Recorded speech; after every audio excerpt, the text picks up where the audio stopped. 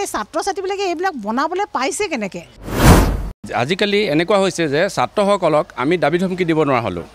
যদি পুলিচে যদি চুৰ ডকাইতক যদি দাবী ধমকি দিব নোৱাৰে, শিক্ষকে যদি ছাত্ৰক দাবী ধমকি দিব নোৱাৰে, দেশ কেনেকৈ চলিব? বিদ্যালয়লৈ কি লৈ আহে চাওক একাংশ ছাত্ৰই। এটা ল'ৰাই এডাল মাৰিবলৈ আহিছে, তেতিয়া আমাৰ ছাত্ৰৰ লগত কাজিয়া লাগি এই অস্ত্ৰপাত সি বনাই লৈছে। তাহাঁতৰ হেনো এটা ড্ৰিলৰ মেচিন হেৰি আছে, ইণ্ডাষ্ট্ৰি আছে। গতিকে সেই হেৰিটোৰ জৰিয়তে তাৰমানে তেওঁলোকে তাৰমানে এইটো বনাইছে। মংগলদৈৰ দৰে ঘটনা হোৱাৰ পৰা কোনোমতে ৰক্ষা পৰিল লখিমপুৰৰ এখন বিদ্যালয়।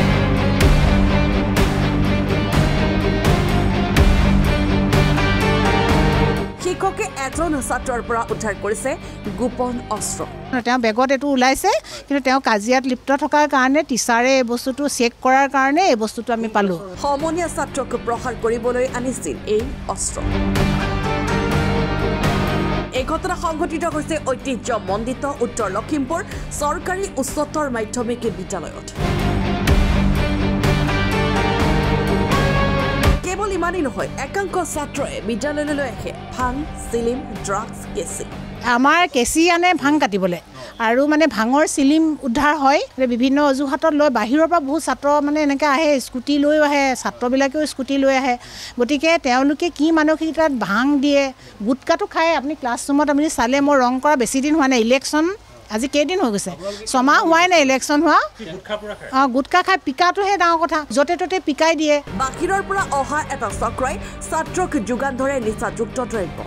বাহিৰৰ পৰা কোনোবা আহি ইয়াত ছাপ্লাই দিয়ে, ভাঙো দিব পাৰে, এনেকুৱা দিয়ে।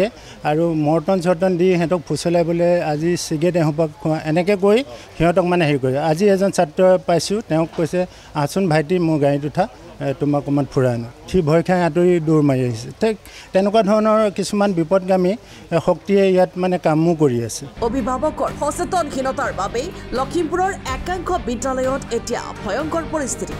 গাৰ্জেন যদি কনচিয়াছ নহয়, তেওঁলোকৰ সন্তানক আমি সঠিক পথত নিবলৈ আমাৰ যথেষ্ট অসুবিধা হ'ব। আৰু সেইকাৰণে মই আহ্বান জনাওঁ গাৰ্জেনসকলক যে তেওঁলোকে নিজৰ সন্তানক অলপ নীতি শিক্ষা দিয়ক।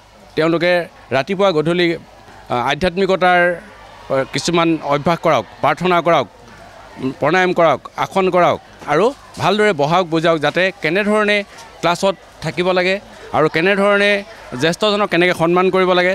আমি আগতে 5লৈ যাওঁতে 6ৰ ক্লাছৰ সন্মুখতে নকৈছিলোঁ, আমি সন্মান কৰিছিলোঁ, দাদা বুলি মাতিছিলোঁ 6ৰ ছাত্ৰক।